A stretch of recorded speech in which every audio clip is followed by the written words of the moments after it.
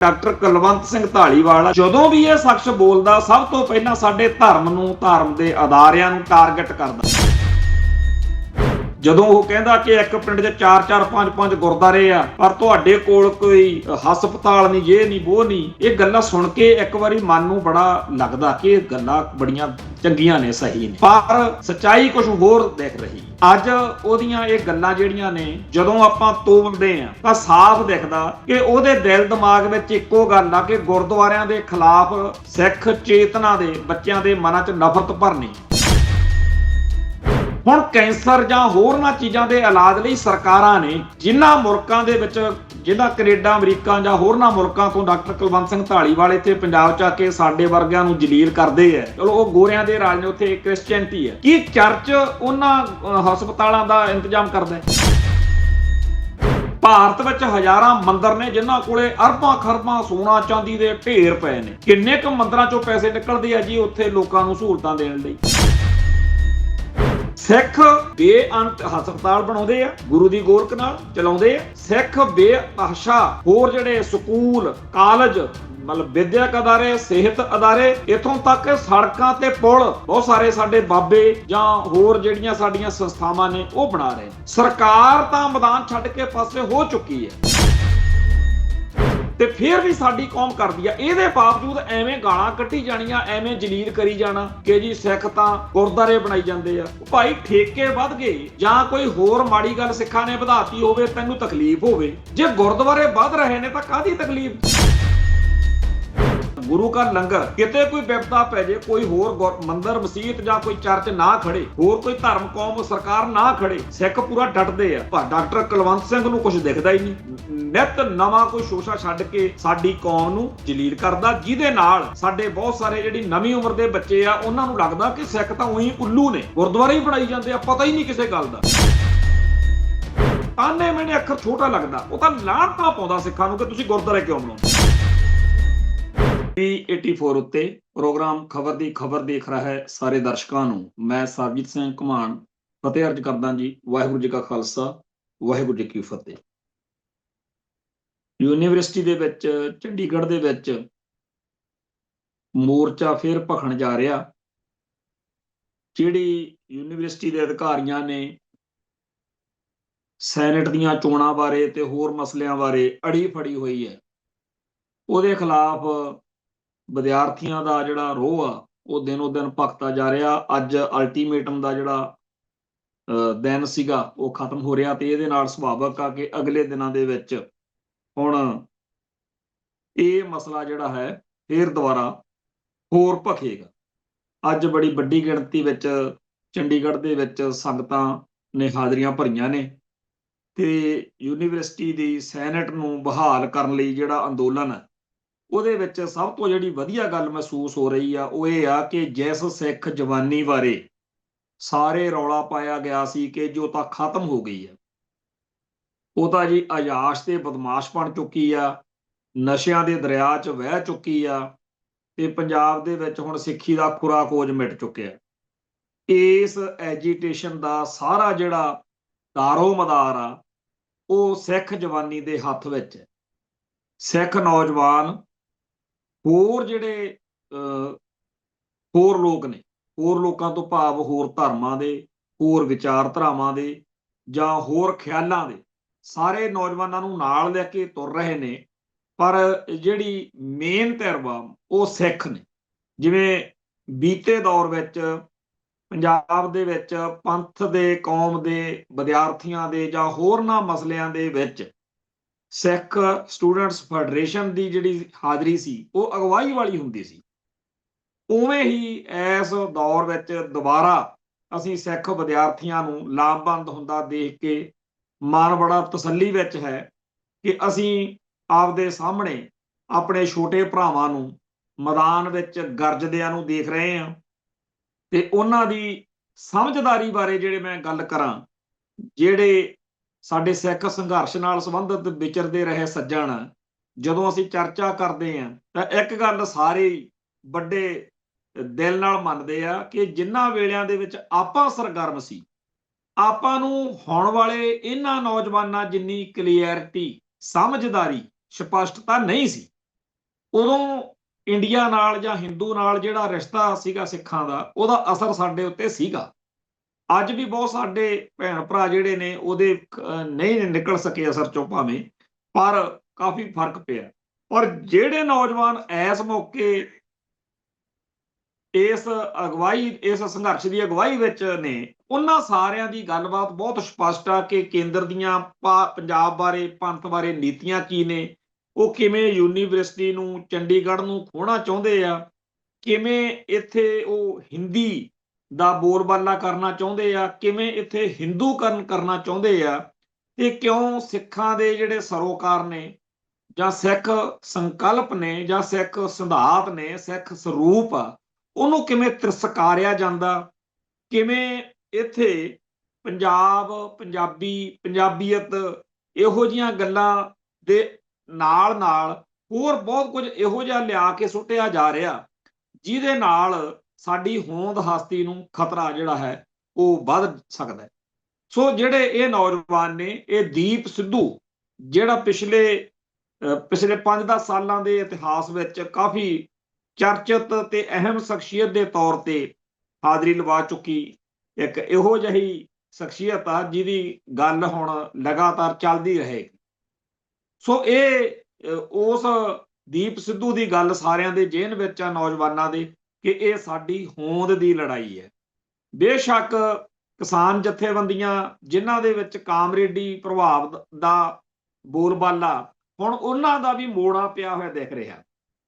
ਅੱਜ ਚੰਡੀਗੜ੍ਹ ਦੇ ਵਿੱਚ ਉਹਨਾਂ ਸਾਰੀਆਂ ਧਿਰਾਂ ਧੜਿਆਂ ਦਾ ਵੀ ਆਪਣੇ ਤਰੀਕੇ ਨਾਲ ਸੰਘਰਸ਼ ਦਾ ਇੱਕ ਰੂਪ ਦੇਖਣ ਨੂੰ ਮਿਲ ਰਿਹਾ ਸੀ। ਪਰ ਇਹ ਸਾਫ਼ ਦਿਖ ਰਿਹਾ ਕਿ ਪੰਜਾਬ ਦੇ ਵਿੱਚ ਲਾਮਬੰਦੀ ਹੋ ਰਹੀ ਆ। ਔਰ ਇਹਦੇ ਵਿੱਚ ਇੱਕ ਹੋਰ ਨਵੀਂ ਗੱਲ ਜਿਹੜੀ ਮੈਂ ਸਾਂਝੀ ਕਰਨੀ ਚਾਹੁੰਦਾ ਕਿ ਖਾਲਿਸਤਾਨੀ ਸੰਘਰਸ਼ ਦੇ ਵਿੱਚ ਡਾਕਟਰ ਸੋਹਣ ਸਿੰਘ ਦਾ ਨਾਂ ਅੱਡ-ਅੱਡ ਕਾਰਨਾਂ ਕਰਕੇ ਚਰਚਾ 'ਚ ਰਿਹਾ। ਕੋਈ ਉਹਦਾ ਹਮੈਤੀ ਹੋਵੇ, ਕੋਈ ਉਹਦਾ ਵਿਰੋਧੀ ਹੋਵੇ, ਪਰ ਡਾਕਟਰ ਸੋਹਣ ਸਿੰਘ ਜਿਹੜਾ ਹੈ ਉਹਨੂੰ ਸਾਰੇ ਲੋਕ ਜਾਣਦੇ ਕਰਦੇ ਹੈ।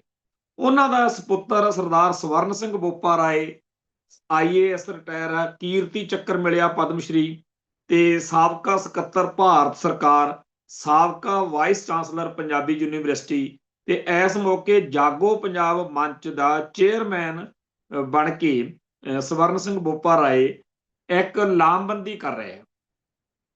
ਸਵਰਨ ਸਿੰਘ ਬੋਪਾ ਰਾਏ ਨਾਲੋਂ ਗੱਲ ਜ਼ਿਆਦਾ ਜਿਹੜੀ ਅਹਿਮ ਆ ਉਹ ਇਹ ਹੈ ਕਿ ਇੱਕ ਚੈਨਲ ਦੇ ਉੱਤੇ ਉਹਨਾਂ ਦੀ ਇੰਟਰਵਿਊ ਮੈਂ ਸੁਣੀ ਹੈ ਕਿ ਬਹੁਤ ਸਾਰੇ ਪੰਜਾਬ ਦੇ ਰਿਟਾਇਰਡ ਸਾਬਕਾ ਅਧਿਕਾਰੀ, ਚਾਹੇ ਉਹ ਫੌਜ ਵਿੱਚੋਂ ਰਿਟਾਇਰ ਹੋਏ ਨੇ ਤੇ ਚਾਹੇ ਕਿਸੇ ਅਕਾਦਮਿਕ ਖੇਤਰ ਚੋਂ ਤੇ ਚਾਹੇ ਕਿਸੇ ਹੋਰ, ਉਹਨਾਂ ਸਾਰਿਆਂ ਨੇ ਇਹ ਜਾਗੋ ਪੰਜਾਬ ਮੰਚ ਬਣਾਇਆ, ਜਿਹਦੇ ਰਾਹੀਂ ਉਹ ਮੌਜੂਦਾ ਦੌਰ ਦੇ ਵਿੱਚ ਇੱਕ ਲਾਮਬੰਦੀ ਕਰਕੇ ਪੰਜਾਬ ਦੇ ਮਸਲਿਆਂ ਬਾਰੇ, ਪੰਜਾਬ ਦੀ ਸਮੱਸਿਆ ਬਾਰੇ ਕੁਝ ਕਰ ਗੁਜ਼ਰਨ ਦਾ ਮਾਦਾ ਰੱਖਦੇ ਹੈ। ਮੈਂ ਇੱਕ ਗੱਲ ਇਹ ਕਹਿਣੀ ਚਾਹੁੰਦਾ ਕਿ ਬਹੁਤ ਵੱਡੀ ਗਿਣਤੀ ਵਿੱਚ ਇਹੋ ਜਿਹੇ ਸਾਡੇ ਭਰਾ ਨੇ ਜਿਨ੍ਹਾਂ ਨੂੰ ਸਿੱਖ ਸੰਘਰਸ਼ ਦੇ ਵਿੱਚ ਹਥਿਆਰਬੰਦ ਹੋ ਕੇ ਜਿਹੜੀ ਲੜਾਈ ਲੜੀ ਗਈ, ਉਹਦੇ ਨਾਲ ਬੜੇ ਭਾਰੀ ਜਿਹੜੇ ਇਤਰਾਜ਼ ਨੇ, ਫੈਸਲਿਆਂ ਬਾਰੇ, ਵਾਰਦਾਤਾਂ ਬਾਰੇ ਤੇ ਹੋਰ ਬਹੁਤ ਸਾਰੀਆਂ ਗੱਲਾਂ ਬਾਰੇ। ਮੰਨ ਲਈ ਗੱਲ ਜੀ ਤੁਹਾਡੀ। ਦੂਸਰਾ, ਬਹੁਤ ਸਾਰੇ ਇਹੋ ਜਿਹੇ ਸਾਡੇ ਭਰਾ ਨੇ ਜਿਨ੍ਹਾਂ ਨੂੰ ਡਾਕਟਰ ਸੋਹਣ ਸਿੰਘ ਦੇ ਨਾਂ ਤੋਂ ਹੀ ਸਮੱਸਿਆ ਹੈ। ਇਹੋ ਜਿਹੇ ਵੀ ਸਾਡੇ ਕੋਲੇ ਬੜੇ ਕਿਤਾਬਾਂ ਲਿਖਣ ਵਾਲੇ ਜਾਂ ਸਰਕਾਰੀ ਰਿਟਾਇਰ ਅਧਿਕਾਰੀ ਨੇ ਜਿਹੜੇ ਕਹਿੰਦੇ ਆ ਕਿ ਇਹ ਜਿਹੜਾ ਖਾਲਿਸਤਾਨ ਦਾ ਇਸ਼ੂ ਹੈ, ਇਹ ਤਾਂ ਇੰਡੀਅਨ ਸਟੇਟ ਨੇ, ਇੰਦਰਾ ਨੇ, ਕਾਂਗਰਸ ਨੇ, ਏਦਾਂ ਤੇ ਓਦਾਂ, ਉਹ ਸਾਰੀਆਂ ਗੱਲਾਂ। ਇਹ ਸਾਰੇ ਕਾਸੇ ਤੋਂ ਹੁਣ ਜੀ ਆਪਦਾ ਰਜਾਈ ਹੈ ਜਿਹੜੀ ਤੁਹਾਡੀ ਹੈ ਨਾ, ਇਹ ਲਾ ਦਿਓ। ਇਹ ਜਿਹੜਾ ਬੈਗ ਮੋਢੇ ਪਾਇਆ ਨਾ ਇੰਨਾ ਭਾਰੀ ਕਿ ਹਾਏ ਡਾਕਟਰ ਸੋਹਣ ਸਿੰਘ, ਹਾਏ ਖਾੜਕੂਬਾਦ, ਹਾਏ ਜੀ ਖਾਲਿਸਤਾਨ, ਹਾਏ ਸਰਕਾਰ। ਹੁਣ ਨਵੇਂ ਮਾਹੌਲ ਦੇ ਵਿੱਚ ਚਲੋ ਅਸੀਂ ਖਾਲਿਸਤਾਨ ਤੇ ਖੜੇ ਹਾਂ, ਅਸੀਂ ਖਾਲਿਸਤਾਨ ਦੇ ਲਈ ਹੀ ਕੰਮ ਕਰਾਂਗੇ। ਹੋਰ ਵੀ ਸਾਡੇ ਬਹੁਤ ਸਾਰੇ ਸੱਜਣ ਭਰਾ ਜਿਹੜੇ ਆ ਉਹ ਹੈ, ਪਰ ਜਿਹੜਾ ਕੌਮ ਦਾ ਹਿੱਸਾ ਖਾਲਿਸਤਾਨ ਵੱਲ ਅਜੇ ਨਹੀਂ ਆ ਰਿਹਾ, ਜਿਨ੍ਹਾਂ ਨੂੰ ਅਜੇ ਵੀ ਲੱਗਦਾ ਕਿ ਨਹੀਂ ਅਜੇ ਇੰਡੀਅਨ ਸਟੇਟ ਸਿਸਟਮ ਦੇ ਵਿੱਚੋਂ ਸ਼ਾਇਦ ਕੁਝ ਲੱਭ ਜਾਵੇ, ਉਹਨਾਂ ਦੇ ਕੋਲੇ ਮੌਕਾ ਹੈ। ਇੱਕ ਤਾਂ ਆਹੀ ਆ ਤੁਹਾਡੇ ਸਾਹਮਣੇ ਆ ਵਿਦਿਆਰਥੀ ਸੰਘਰਸ਼, ਇੱਕ ਕਿਸਾਨ ਜਥੇਬੰਦੀਆਂ ਦਾ ਸੰਘਰਸ਼, ਹੋਰ ਵੀ ਬਹੁਤ ਸਾਰੇ ਸੰਘਰਸ਼ ਉੱਭਰ ਰਹੇ ਨੇ, ਤੁਹਾਡੇ ਸਾਹਮਣੇ ਸਭ ਕੁਝ ਆਏ।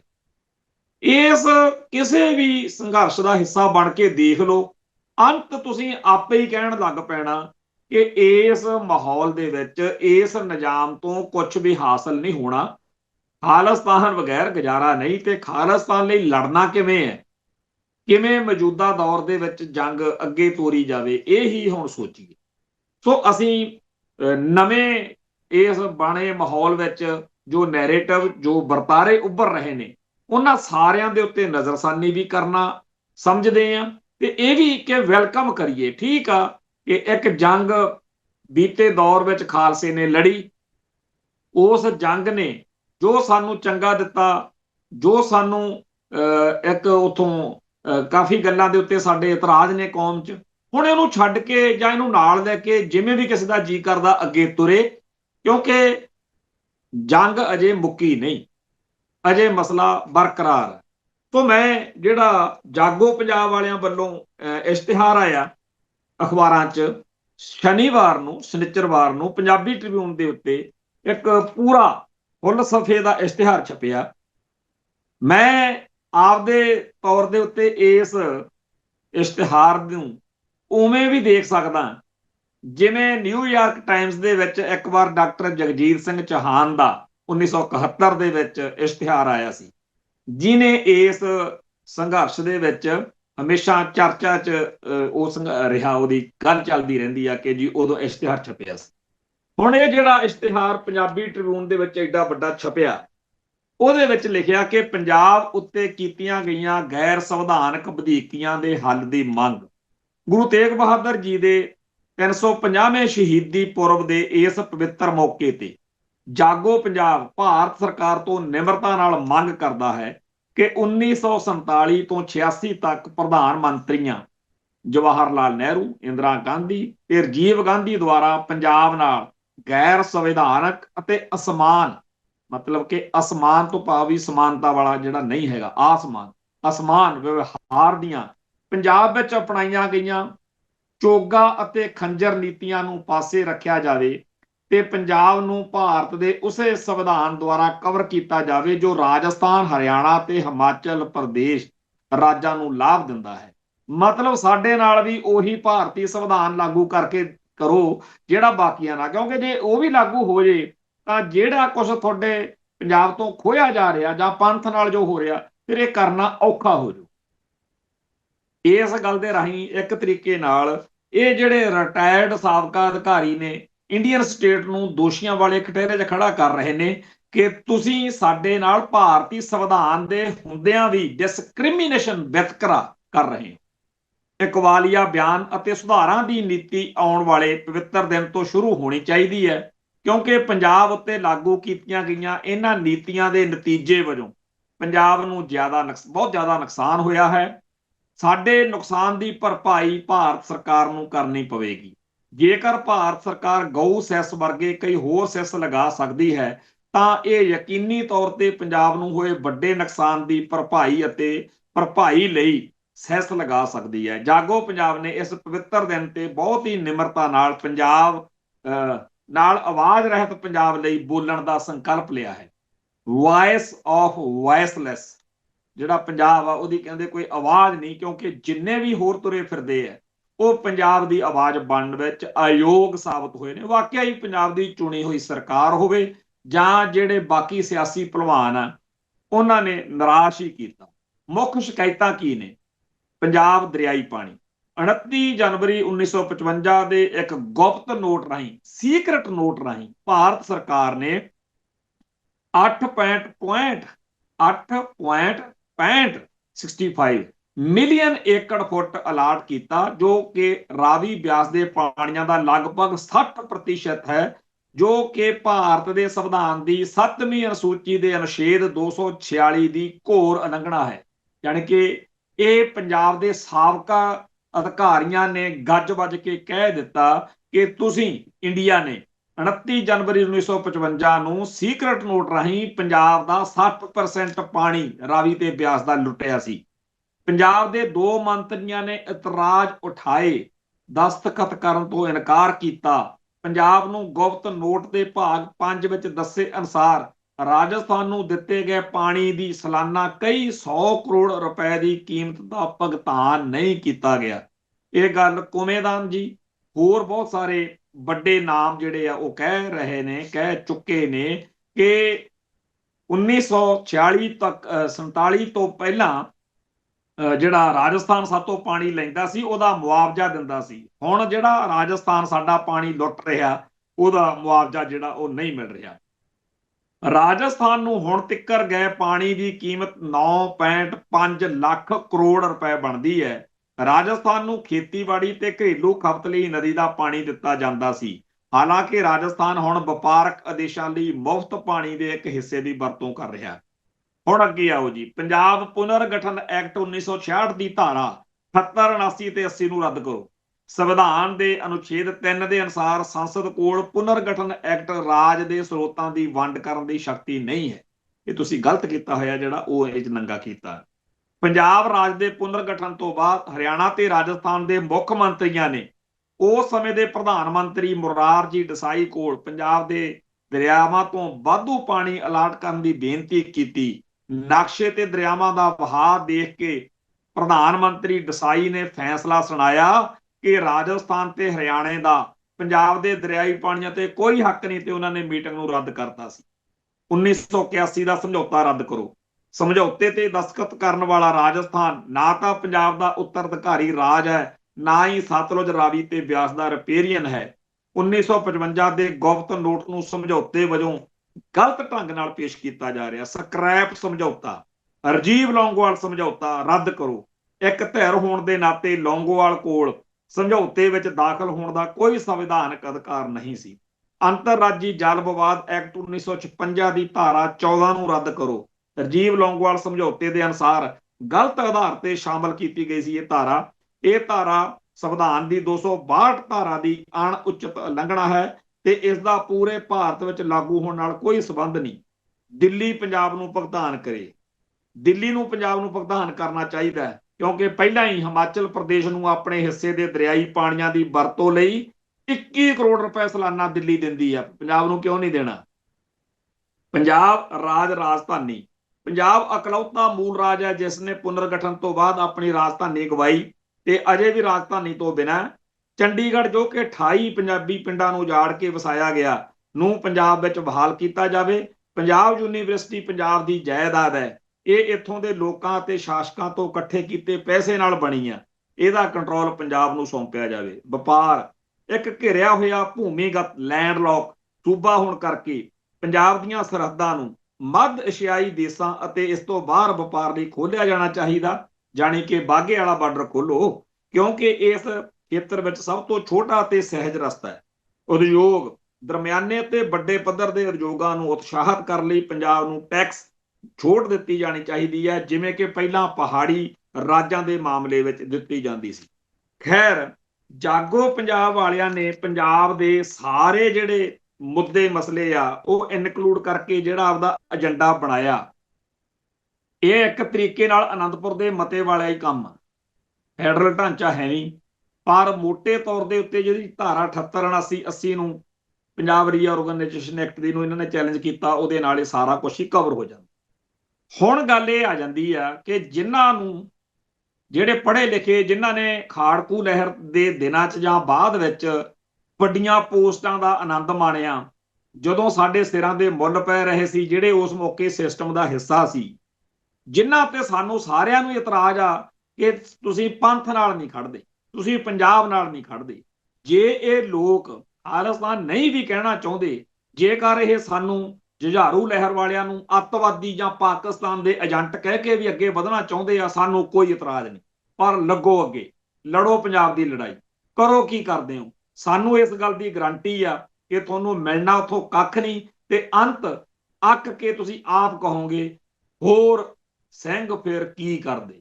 ਸੋ ਜਿਹੜਾ 1984 ਮੌਕੇ ਅਸੀਂ ਸਬਕ ਸਿੱਖ ਲਿਆ ਸੀ ਕਿ ਹੁਣ ਨਿਸ਼ਾਨਾ ਖਾਲਿਸਤਾਨ, ਉਹ ਨਿਸ਼ਾਨਾ ਤੁਸੀਂ ਜੇਕਰ ਸਾਡੇ ਵਾਂਗੂ ਨਹੀਂ ਸਿੱਖ ਸਕੇ, ਜੇਕਰ ਤੁਹਾਡੀ ਉਸ ਤਰੀਕੇ ਦੀ ਸਕੂਲਿੰਗ ਜਾਂ ਬਿਰਤੀ ਨਹੀਂ ਬਣ ਸਕੀ, ਸੋ ਜਿੰਨੇ ਲੋਕ ਭਾਰਤੀ ਤੰਤਰ ਦਾ ਹਿੱਸਾ ਬਣ ਕੇ ਪੋਸਟਾਂ ਦਾ ਆਨੰਦ ਮਾਣ ਰਹੇ ਨੇ ਜਾਂ ਮਾਣਦੇ ਨੇ, ਜੇਕਰ ਉਹਨਾਂ ਸਾਰਿਆਂ ਦਾ ਖਾਲਿਸਤਾਨੀਕਰਨ ਏਦਾਂ ਹੀ ਹੋਣਾ ਹੈ ਕਿ ਪਹਿਲਾਂ ਉਹ ਕੁਝ ਮਸਲੇ ਤੇ ਮੁੱਦੇ ਵੀ ਯਾਰ ਆ ਤਾਂ ਵਾਕਈ ਸਾਡੇ ਪੰਜਾਬ ਨਾਲ ਡਿਸਕ੍ਰਿਮੀਨੇਸ਼ਨ ਮੰਨਣ ਤਾਂ ਸਹੀ, ਇਹ ਗੱਲ ਐਲਾਨ ਤਾਂ ਕਰਨ ਜਿਵੇਂ ਇਹ ਕਰਨ ਤੁਰੇ ਨੇ।